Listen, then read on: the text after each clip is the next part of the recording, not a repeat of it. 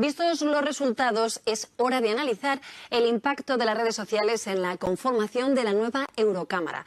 ¿Qué papel han jugado en una campaña amenazada por la desinformación? ¿Cómo han respondido los electores y, sobre todo, cómo han respondido las instituciones europeas a este desafío? El Brexit destapó todo un entramado de bulos en las redes sobre las instituciones europeas que llevó a la Comisión a reforzar su respuesta.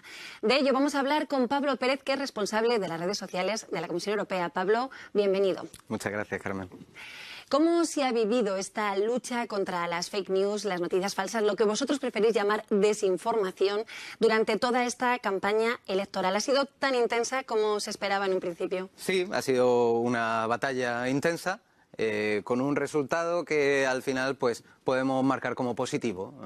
Las fuerzas proeuropeas han conseguido una mayoría bastante clara, bastante bien definida. Por lo tanto, estamos contentos en ese aspecto, estamos muy contentos en el aspecto de la participación ciudadana, pero sí, sobre todo la batalla por la desinformación o la lucha contra la desinformación no acaba aquí. Esto todavía es un trabajo en proceso y nosotros vamos a seguir pues sobre todo luchando por un proyecto en el que creemos. Es una lucha que no acaba aquí, no acaba en la campaña electoral, porque de hecho, inmediatamente después de celebrada la noche electoral, ya se empezaron a ver un aluvión también de desinformaciones de los que no estaban tan contentos con los resultados obtenidos. ¿Cómo lo estáis viviendo? ¿Está siendo muy activa esta reacción? Bueno, la reacción es comprensible, podemos decirlo, de estas fuerzas que esperaban un resultado mucho mejor y no lo han conseguido. Evidentemente, culpar a la Unión Europea de derrotas políticas tampoco es nuevo, como por supuesto han culpado a la Unión Europea de una serie de situaciones que se han dado a través de los años. Pues también, efectivamente, después de la noche electoral hemos recibido algunas desinformaciones que, bueno, nosotros estamos centrados en los mensajes positivos a día de hoy.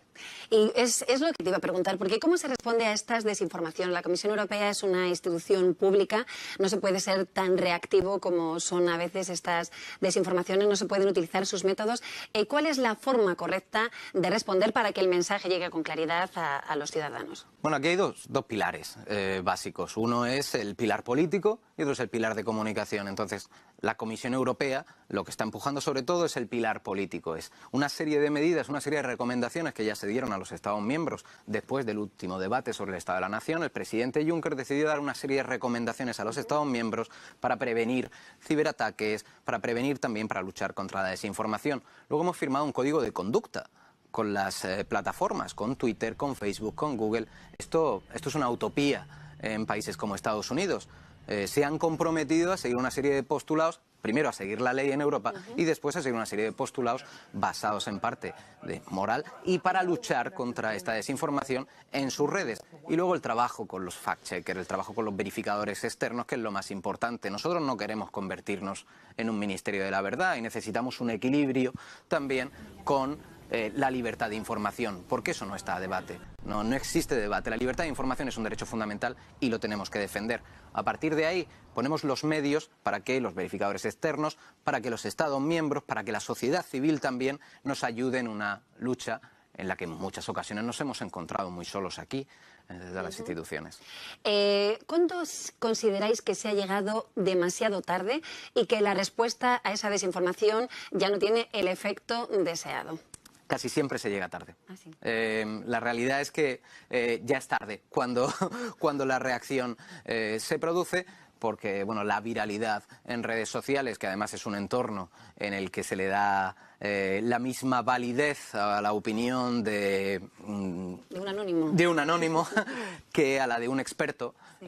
Claro, la problemática es que en el momento de reaccionar ya hemos llegado tarde aquí. Así que hay que hacerlo con la mayor fuerza y el mayor impacto posible. Nosotros tenemos la red de oficinas en los Estados miembros, tenemos para poder responder en el mismo idioma, tenemos a verificadores externos que deben acudir a esto y nosotros desde luego tenemos nuestros procesos internos que intentamos que no vayan más allá de una hora.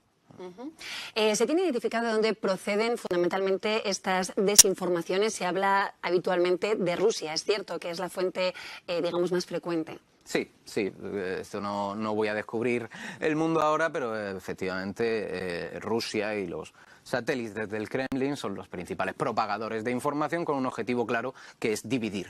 Es dividir a la sociedad, es hacer crecer una audiencia para luego utilizarla en su beneficio en determinados momentos.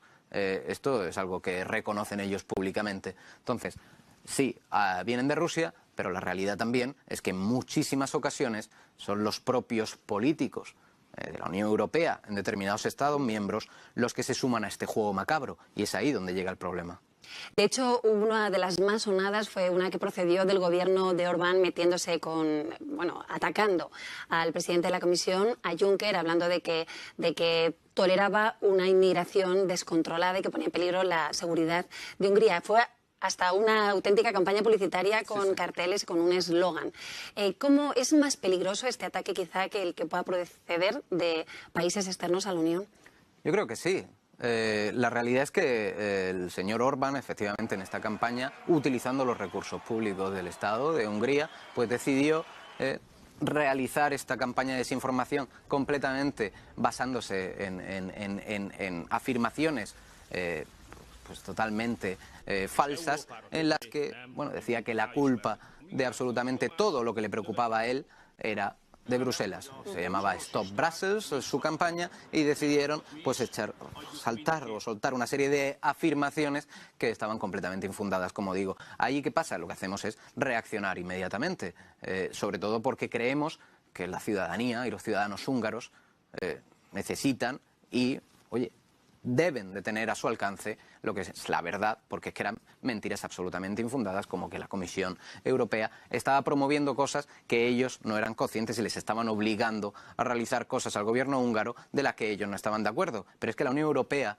no son las instituciones de Bruselas, es que el gobierno húngaro y el señor Orbán se sientan en la mesa y deciden cosas todos juntos. Entonces, lo que no se puede hacer es venir aquí a Bruselas, aceptar, admitir y discutir algo y luego llegar a tu país y decir, no, es que me están obligando de Bruselas cuando tú has estado sentado en esa mesa. Y a lo largo de esta campaña electoral, ¿ha habido alguna desinformación más destacada, entre otras, que os haya llamado especialmente la atención? Bueno, en el caso de la campaña electoral, lo que hemos visto es volver la vuelta de muchas desinformaciones recurrentes que hemos visto a lo largo del tiempo. El precio de la Unión Europea, por un lado que abríamos fronteras para los refugiados y por el otro que los dejamos morir en el mar. Entonces, son sobre todo informaciones que ya hemos visto, desinformaciones que ya hemos visto para, como he dicho antes, para dividir a la sociedad y buscar pues el culpable, que es las instituciones, que es la Unión Europea, cuando, como digo, todos están sentados alrededor de la mesa y ellos, los Estados miembros, tienen la primera y la última palabra de todas las decisiones que se toman en esta casa. Las desinformaciones han existido siempre, las redes sociales quizá potencian su expansión, pero fue el Brexit el detonante de que estos bulos, digamos, se incrementaran en gran número. Y fue entonces cuando la Comisión Europea se puso más las pilas. ¿Ha sido demasiado tarde esta reacción? Bueno, a nosotros nos hubiera gustado participar en la campaña del Brexit, porque creo que estábamos preparados para ser los únicos que podrían dar la información veraz.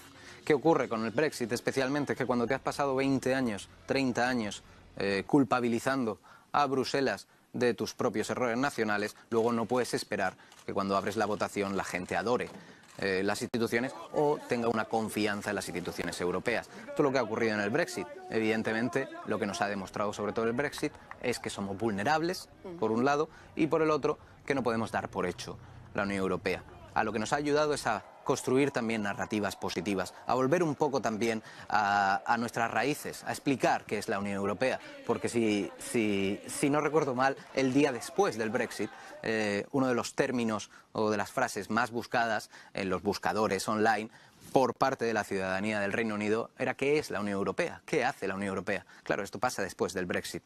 Entonces, nosotros lo que hemos hecho es narrativas positivas, luchar contra la desinformación y crear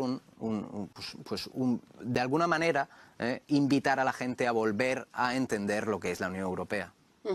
Pues Pablo, muchas gracias por habernos dado esta información. Enhorabuena por vuestro trabajo y supongo que todavía os queda mucho por hacer en los próximos semanas y meses. Gracias, Pablo. Nada, gracias a vosotros. Muchísimo nos queda por hacer.